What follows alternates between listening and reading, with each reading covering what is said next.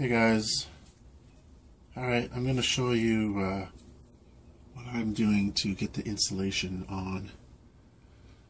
Basically it's a friction technique, wedge technique. I don't know if this is the right way to do it or the proper way. This is the way I'm doing it. So first thing I do is I measure the gap. I've already put this piece up loosely. I don't know if you can see my hand, probably not. I put the piece up on the roof loosely, and now I'm going to cut this piece where the line is. That's about a 1 1/8 filler piece that I stick in the gap. So first thing I got to do is cut it down the middle.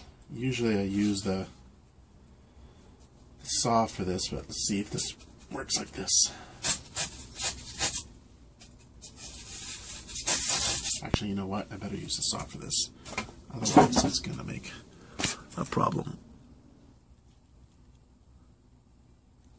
What I'm going to do now is I'm going to draw a line roughly 1 1/4 down the middle. Let's see if I got it on this side. Yes, I do. Okay, so I can just match it up. Draw the line because you have to something to guide you as you cut. And now, get the saw and cut it. Hope the phone doesn't drop again. This is the little saw I've got here, this Black & Decker Matrix 4-inch skill saw. Now I know that this blade is only 1.5 inches, and this styrofoam is about 2 inches, so but don't saw my leg. Here we go.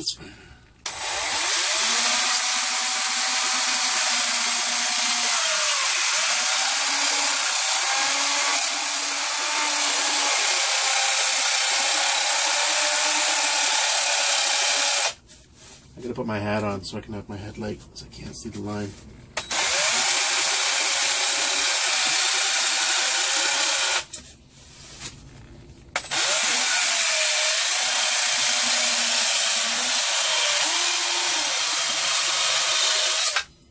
It's just a rough job. It doesn't have to be perfect because I'm just bashing it in anyway. So, find if I do that line, it helps me guide my handsaw better. And I've found that handsaw is the best way to do it because the skill saw is too short, and I was using like a, what do you call those, razor blade knife. But it's too short as well. This is just faster.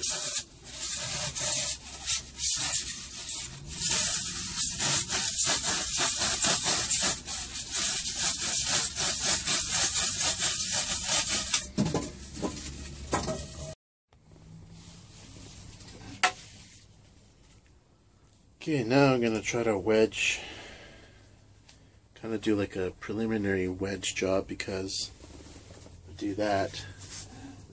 There's little pieces of what do you call it? Piece that I put in there to give it a bit more height, 1/2 inch height, so the plywood is sticking out a bit. Rather than take it off, I just kind of bash around it. So first, put it in.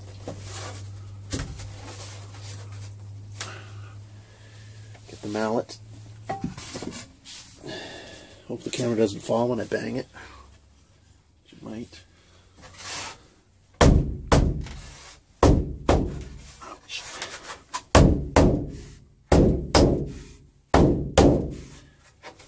Let's see if I can even get this in without... Well, I should probably take it out. Let's see. See that little edge is right there. I think that's where the plywood caught it. Can't really tell very well, actually. That was right on the very edge. Oh, it's right here. There it is, right there. See that little divot thing? I don't know if you can see that.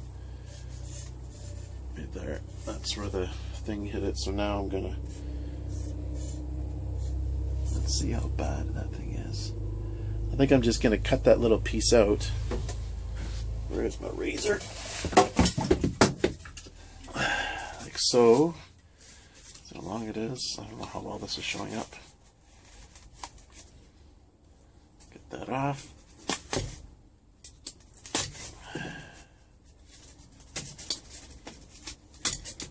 Oh, see, I made a mistake there. Took too much out.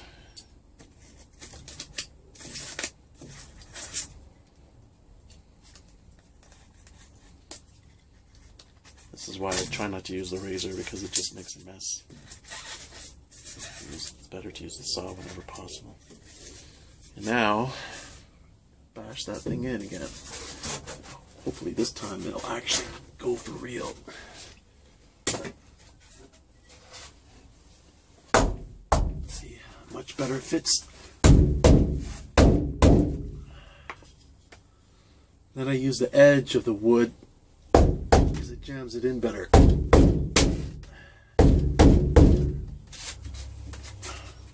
That's what you call a hack job.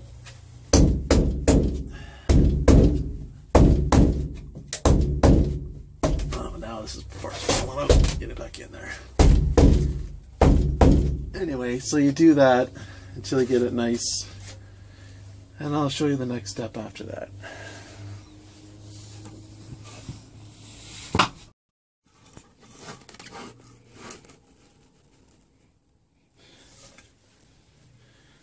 Okay, I got it put in here. It's nice and flat. It just needs to be flush with this furring strip, because that's where the Luan's going to go right over this. So this needs to be flush. Fits pretty good now. Sometimes there's a little gap right between the wood and this bit, like there was over here in this part. And so then I just got some really thin stuff, like 2 millimeters, and I just shoved it in there all the way along. But this one looks pretty good. I measured it pretty good this time. So it fit perfectly. Alright, so it's in there. Next step, apply the tape.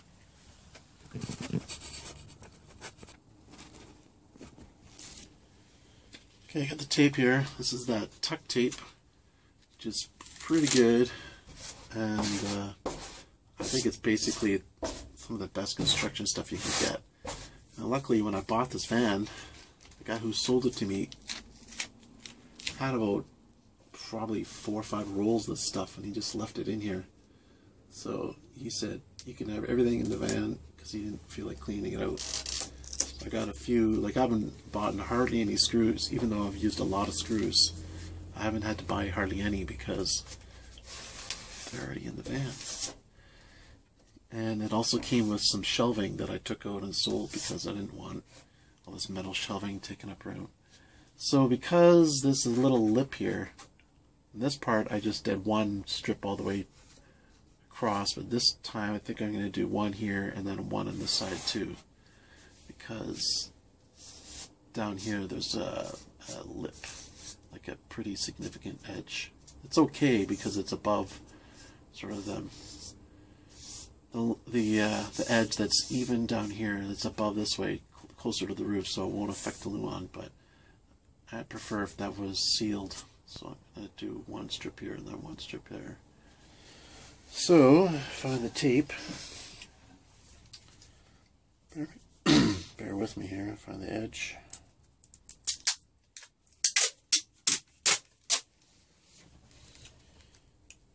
And I still haven't done the other side yet.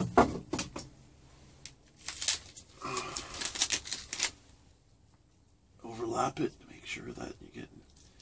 The whole point of this is to seal out as much as possible. I'm probably going overkill because I'm already going to put a vapor barrier of plastic over it anyway, but I figure I might as well do it right as best I can. It takes a bit more time. It's not the end of the world. So there you go. I'm going to put that one there. Then I'll go back to this other spot and overlap it because I didn't do that yet.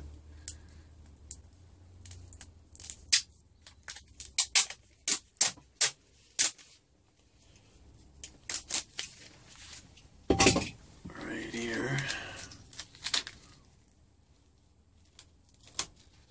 Usually I start on one edge first. Make sure that's well sealed. and then push it over so it's flat. And there we go. I'll just do the rest all the way down there, and then that side will be finished. And it's actually already curved pretty well. Even though it's 2 inches thick, it's still curved a little bit. Enough that I don't have to really worry about it, I don't think.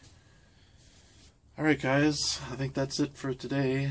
Have a good night and take care.